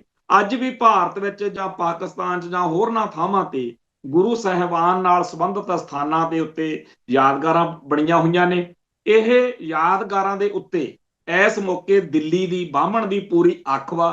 ਘੱਟੋ ਘੱਟ 500 ਇਹੋ ਜਿਹੇ ਗੁਰਦੁਆਰਾ ਸਾਹਿਬਾਨ ਨੇ ਜਿਹੜੇ ਸਿੱਖਾਂ ਤੋਂ ਖੋਹ ਲੈ ਗਏ ਨੇ। ਇਹਨਾਂ ਵਿੱਚੋਂ ਜਿਹੜਾ ਮਟਨ, ਜਿੱਥੇ ਅਨੰਤਨਾਗ ਦੇ ਵਿੱਚ ਬੀਜ ਬਿਹਾੜੇ ਵਾਲੇ ਪਾਸੇ, ਉੱਥੇ ਜਿਹੜੀ ਸਾਰਾ ਪਹਿਲੀ ਪਾਤਸ਼ਾਹੀ ਦਾ ਜਿੱਥੇ ਗੁਰਦੁਆਰਾ ਸਾਹਿਬ ਸੀ, ਉੱਥੋਂ ਸ਼ੁਰੂ ਕਰਕੇ ਜੇ ਤੁਸੀਂ ਕਦੇ ਜਾਓ ਕਸ਼ਮੀਰ 'ਚ ਤੁਸੀਂ ਹੈਰਾਨ ਰਹਿ ਜਾਓਗੇ ਕਿ ਕਿਵੇਂ ਉੱਥੇ ਜਦੋਂ ਆਪਣੇ ਬਾਬਾ ਹਰੀ ਸਿੰਘ ਨਲੂਏ ਵੇਲੇ ਇਹਨਾਂ ਨੂੰ ਮਾੜਾ ਜਿਹਾ ਅਧਿਕਾਰ ਦਿੱਤਾ ਸੀ, ਪਰ ਜਿਵੇਂ ਕਹਿੰਦੇ ਆ ਅੱਗ ਲੈਣ ਆਈ ਘਰ ਵਾਲੀ ਬਣ ਬੈਠੀ, ਇਹਨਾਂ ਨੇ ਪੂਰਾ ਕਬਜ਼ਾ ਜਿਹੜਾ ਹੈਗਾ ਉਹ ਕਰ ਲਿਆ। ਇਸ ਮੌਕੇ ਦਿੱਲੀ ਦੇ ਵਿੱਚ, ਹਰਿਦੁਆਰ ਦੇ ਵਿੱਚ, ਸਿੱਕਮ ਦੇ ਵਿੱਚ, ਪੁਰੀ ਦੇ ਵਿੱਚ, ਗਵਾਲੀਅਰ ਦੇ ਵਿੱਚ ਤੇ ਹੋਰ ਯੂਪੀ ਬਿਹਾਰ ਬਹੁਤ ਸਾਰੇ ਗੁਰਦੁਆਰਾ ਸਾਹਿਬਾਨ ਸਿੱਖਾਂ ਦੇ ਇਹਨਾਂ ਦੇ ਕਬਜ਼ੇ ਵਿੱਚ ਨੇ। ਤੇ ਆ ਜਿਹੜੇ ਸਿਆਸੀ ਭਲਵਾਨ ਅੱਜ ਤੱਕ ਇਸ ਮਸਲੇ ਤੇ ਕੋਈ ਗੱਲ ਨਹੀਂ ਕਰ ਸਕੇ, ਜਿਹੜੇ ਸਿੱਖਾਂ ਨੂੰ ਗੁੰਮਰਾਹ ਕਰਦੇ ਆ ਜਾਂ ਜਿਹੜੇ ਆ ਹੁਣ ਚਲੋ ਲੱਗੇ ਨੇ, ਇਹਨਾਂ ਸਾਰਿਆਂ ਨੂੰ ਆਪਾਂ ਮਜਬੂਰ ਕਰੀਏ ਕਿ ਇਹਨਾਂ ਮਸਲਿਆਂ ਤੇ ਬੋਲਣ। ਇਹ ਇਕੱਲੇ ਕੁਰਸੀਆਂ ਜਾਂ ਸੱਤਾ ਮੰਨਣ ਤੇ ਕਰਨਾ ਇਹ ਰਹਿ ਜਾਣ। ਇਹਨਾਂ ਨੂੰ ਘੇਰ ਕੇ ਇਹਨਾਂ ਦੇ ਮੂੰਹ ਚੋਂ ਇਹ ਸ਼ਬਦ ਕਢਵਾਉਣੇ ਪੈਣਗੇ ਕਿ ਪੰਥ ਤੇ ਪੰਜਾਬ ਦਾ ਜਿਹੜਾ ਮਸਲਾ ਉਹ ਕੀ ਹੈ। ਖੈਰ, ਜਿਹੜਾ ਆਪਾਂ ਇਤਿਹਾਸ ਦੇ ਨਜ਼ਰੀਏ ਤੋਂ ਜਦੋਂ ਦੇਖਦੇ ਆ ਉਹ ਆਪਣੀ ਥਾਂ ਤੇ ਆ, ਪਰ ਇਹ ਗੱਲ ਸਾਨੂੰ ਸਾਰਿਆਂ ਨੂੰ ਦੁਖੀ ਕਰਦੀ ਹੈ ਕਿ ਅੱਜ ਜਦੋਂ ਆਪਾਂ 9ਵੇਂ ਪਾਤਸ਼ਾਹ ਦੀ ਸ਼ਹੀਦੀ ਦੀ ਸ਼ਤਾਬਦੀ ਮਨਾ ਰਹੇ ਆ ਤਾਂ ਸ਼੍ਰੋਮਣੀ ਕਮੇਟੀ ਅਤੇ ਪੰਜਾਬ ਸਰਕਾਰ ਦੇ ਟਕਰਾਅ ਦੌਰਾਨ ਇਹ ਦਿਹਾੜਾ ਜਿਹੜਾ ਉਹ ਆਪਦੀ ਅਹਿਮੀਅਤ ਗਵਾ ਰਿਹਾ। ਅੱਜ ਬੇਸ਼ੱਕ ਕੁਝ ਥਾਵਾਂ ਤੋਂ ਇਹੋ ਜਿਹੀਆਂ ਗੱਲਾਂ ਸੁਣਨ ਨੂੰ ਮਿਲੀਆਂ ਨੇ ਕਿ ਪੂਰਾ ਸਾਲ ਜਿਹੜੀ ਸ਼ਤਾਬਦੀ ਦੇ ਸਮਾਗਮ ਚੱਲਣੇ ਆ, ਹੋ ਸਕਦਾ ਆਉਣ ਵਾਲੇ ਦਿਨਾਂ ਦੇ ਵਿੱਚ ਪੰਥ ਅੰਦਰ ਕੋਈ ਜਾਗਰਤੀ ਆਵੇ, ਵੋਟਾਂ ਵੀ ਲੈਣੀਆਂ ਨੇ ਸਾਰਿਆਂ ਨੇ, ਹੋ ਸਕਦਾ ਕੋਈ ਚੱਜ ਹੱਲ ਦੀ ਗੱਲ ਸਾਹਮਣੇ ਆਵੇ। ਅੱਜ ਚੇਤੇ ਕਰਵਾ ਰਿਹਾ ਸੀ ਇੱਕ ਸੱਜਣ ਕਿ ਜਦੋਂ 1969 ਚ ਗੁਰੂ ਨਾਨਕ ਸਾਹਿਬ ਦੇ ਨਾਂ ਤੇ ਯੂਨੀਵਰਸਿਟੀ ਬਣੀ, ਥਰਮਲ ਪਲਾਂਟ ਬਣਿਆ, ਹੋ ਸਕਦਾ ਇਸ ਸਾਲ ਦੇ ਵਿੱਚ ਕੋਈ ਵੱਡੀ ਗੱਲ ਹੋ ਜੇ। ਭਾਵੇਂ ਕੋਈ ਬਹੁਤੀ ਆਸ ਨਹੀਂ, ਪਰ ਫਿਰ ਵੀ ਆਸ ਦੇ ਉਲਟ ਆਸ ਕਰਨੀ ਇਹ ਆਪਣਾ ਸੁਭਾਅ ਹੋਣਾ ਚਾਹੀਦਾ। ਖਾਲਿਸਤਾਨ ਦੇ ਸੰਘਰਸ਼ ਨੂੰ ਹੋਰ ਤੇਜ਼ ਤੇ ਤਿੱਖਾ ਕਰਨ ਲਈ ਕਈ ਵਾਰ 4 ਕਦਮ ਪਿੱਛੇ 2 ਕਦਮ ਮੂਹਰੇ 2 ਕਦਮ ਪਿੱਛੇ ਜਾ ਕੇ 4 ਕਦਮ ਅੱਗੇ ਇਹ ਵੀ ਸਾਨੂੰ ਜਿਹੜੀ ਹੈਗੀ ਆ ਬਿਉਂਤ ਉਹ ਉਲੀਕਣੀ ਪੈ ਸਕਦੀ ਆ। ਸਾਰਿਆਂ ਨੂੰ ਨਾਲ ਲੈ ਕੇ ਤੁਰਨ ਲਈ ਜਿਹੜੇ ਖਿਲਾਫ ਰਹੇ ਨੇ, ਜਿਹੜੇ ਉਲਟ ਰਹੇ ਨੇ, ਉਹਨਾਂ ਨੂੰ ਕਾਇਲ ਕਰਨ ਲਈ ਕਿਸੇ ਵੀ ਮੰਚ ਉੱਤੇ ਕਿਸੇ ਵੀ ਤਰੀਕੇ ਨਾਲ ਗੱਲ ਕਰਨ ਤੋਂ ਆਪਾਂ ਭੱਜੀਏ ਨਾ, ਤਾਂ ਕਿ ਕੋਈ ਇਹ ਨਾ ਕਵੇ ਕਿ ਸਾਨੂੰ ਤਾਂ ਜੀ ਮੌਕਾ ਹੀ ਨਹੀਂ ਮਿਲਿਆ। ਆਓ ਉਸ ਗੁਰੂ ਪਾਤਸ਼ਾਹ ਦੇ ਚਰਨਾਂ 'ਚ ਅਰਦਾਸ ਬੇਨਤੀ ਕਰੀਏ ਕਿ ਸਾਨੂੰ ਬਲ ਬੁੱਧੀ ਤੇ ਸਮਰੱਥਾ ਬਖਸ਼ੇ ਤੇ ਉਹ ਦਿਨ ਆਵੇ ਜਦੋਂ UNO ਦੇ ਵਿੱਚ ਖਾਲਿਸਤਾਨ ਦਾ ਝੰਡਾ ਝੂਲੇ। ਇੱਥੇ ਸਮਾਪਤੀ ਕਰਦੇ ਹਾਂ ਜੀ, ਫੇਰ ਮਿਲਾਂਗੇ। ਨਾਨਕ ਨਾਮ ਚੜ੍ਹਦੀ ਕਲਾ, ਤੇਰੇ ਭਾਣੇ ਸਰਬੱਤ ਦਾ ਭਲਾ। ਵਾਹਿਗੁਰੂ ਜੀ ਕਾ ਖਾਲਸਾ, ਵਾਹਿਗੁਰੂ ਜੀ ਕੀ ਫਤਿਹ।